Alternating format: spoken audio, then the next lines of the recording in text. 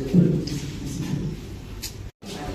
27 years male person అండి from Somalia. High velocity gun shot head injury తోటి మా దగ్గరికి రావటం, అక్కడ సోమాలియాలో ట్రై చేసినప్పుడు ఆ హెడ్ ఇంజరీ అది బుల్లెట్ అనేది బయటికి రాకపోవడం, దాంతో ఆయన కోమా స్టేజ్లో ఉండటం. ఇక్కడికి వచ్చిన తర్వాత మేము అసెస్మెంట్ చేసి నెసెసరీ ఇన్వెస్టిగేషన్స్ అన్ని చేసి అది ఉన్న క్రిటికల్ లొకేషన్ని అసెస్ చేసుకుంటూ ఆయనకున్న రిస్క్ అంతా మనం చెప్పి మనము సర్జరీ చేయడం వెళ్ళింది.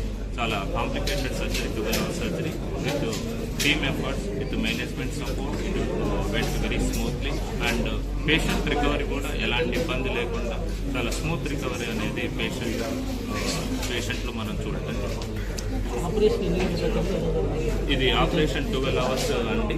మా దగ్గర వీటికి మనం స్పెషల్ టెక్నిక్స్ ఉంటాయి. న్యూరో నావిగేషన్ అని ఉంటుంది, మైక్రోస్కోప్ అని ఉంటుంది, high end surgical microscope. Because అంటే మనం ఆపరేషన్ చేసేటప్పుడు దాని చుట్టూ ఉన్న క్రిటికల్ స్ట్రక్చర్స్కి ఎలాంటి డిస్టర్బెన్స్ రాకుండా, బ్రెయిన్ ఫంక్షన్స్కి ఎలాంటి డిస్టర్బెన్స్ రాకుండా, బ్లడ్ బ్లీడింగ్ కాకుండా, వైటల్ స్ట్రక్చర్స్ అన్నిటినీ కూడా మనం కాపాడుకుంటూ మనం వీటిని ఈ బుల్లెట్ అనేది ఈ ఫారెన్ బాడీస్ అన్నిటిని తీయడం జరిగింది.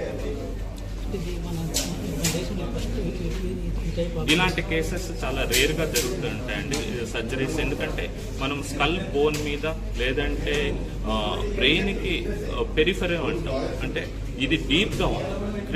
క్రిటికల్ స్ట్రక్చర్స్ మిడ్ బ్రెయిన్ దగ్గర, బ్రెయిన్ స్టెమ్ దగ్గర ఉంది. ఇది రేర్.